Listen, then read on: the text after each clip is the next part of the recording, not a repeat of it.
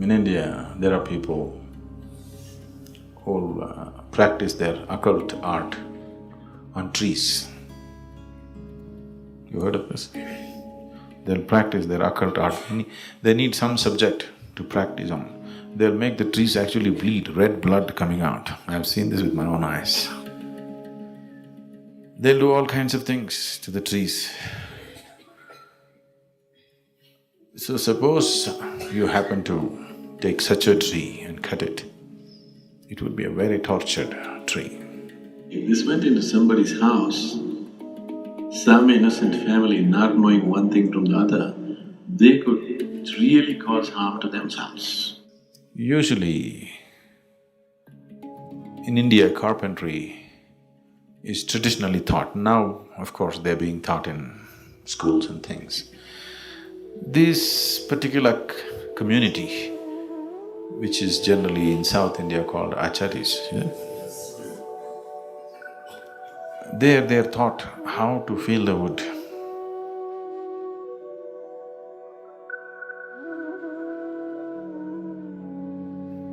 How to use the wood. They'll simply reject wood sometimes. They won't take it. Now it's all gone because of commercial reasons. Every piece of wood is used and put into everything, okay?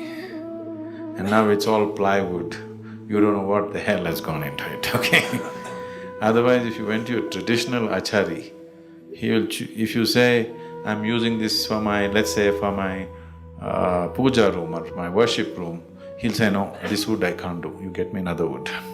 If he says, this is for my, I'm making a cradle for my child, he say, no, this wood, I won't make it for the child. Like this they'll choose, they'll become experts in, feeling the wood like that.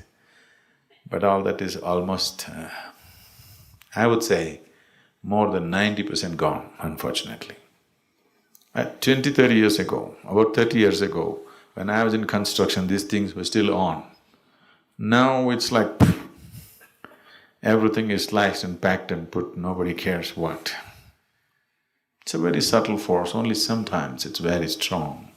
Otherwise, generally, it's a subtle force. Actually, in many homes, probably women, if the women are not… I'm not saying this with any negative thing, if they're not pumped up, career-oriented, but they're a little more gentle, they feel the home around.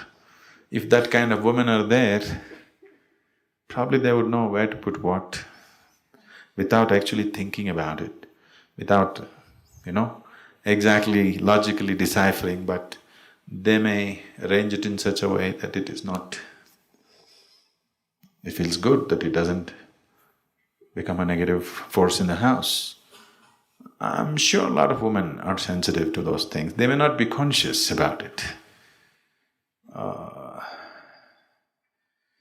Because I've particularly seen an aunt of mine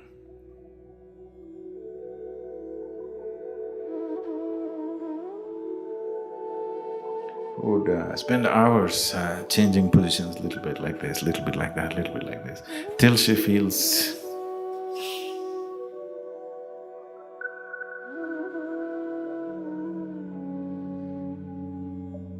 I'm like that too.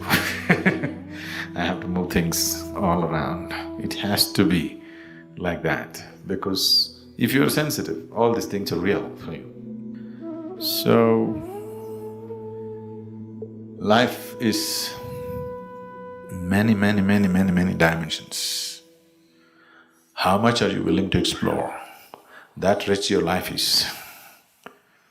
Whether you cook or you do carpentry or you sweep the floor, there are a million ways to do the same thing.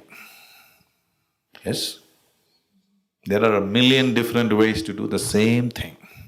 It's not the same thing in everybody's hands, isn't it? It is not the same thing. So, if you do not pay attention, nothing is there. Everything is stone and mud only. If you pay attention, everything becomes something else. How much attention? How keen is your attention? How much attention do you think life deserves? That's the big question. How much attention do you think life deserves? How much? Everything that you have, isn't it? If you pay attention, everything is exotic, everything is fabulous, everything is magnificent. Everything is a doorway to the divine. If you don't pay attention, everything is just stone and mud.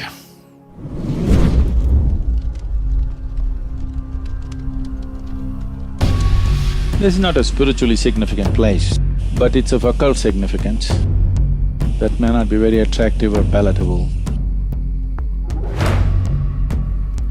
And with their own bare teeth, they lock into the neck of the animal and just drink the blood. People can cause immense damage to themselves by taking something like this into their house. There is a whole cult like this in India. The snake pit can be programmed to go and bite that person